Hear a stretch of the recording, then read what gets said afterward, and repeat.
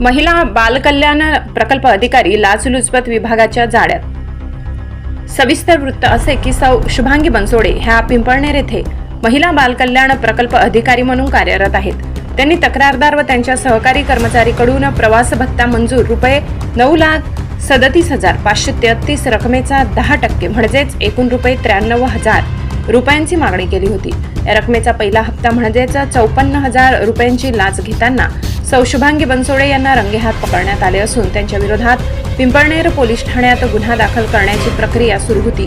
या सापड्यात पोलीस निरीक्षक रुपाली खांडवी, पोलीस हवालदार राजन कदम, मुकेश हिरे, पोलीस शिपाई प्रशांत बागुल, चालक पोलीस हवालदार जगदीश बडगुजर यांनी पर्यवेक्षण अधिकारी श्री अभिषेक पाटील, पोलीस उप अधीक्षक लाचलुचपत प्रतिबंधक विभाग धुळे श्रीमती शर्मिष्ठा वालावलकर, पोलीस अधीक्षक नाशिक परिक्षेत्र नाशिक श्री माधव रेड्डी, अप्पर पोलीस अधीक्षक नाशिक परिक्षेत्र नाशिक श्री नरेंद्र पवार, उप अधीक्षक नाशिक यांच्या मार्गदर्शनाखाली सदरची कामगिरी करण्यात आली। नवापूर गर्जना न्यूज, आपल्या हक्काचे व्यासपीठ।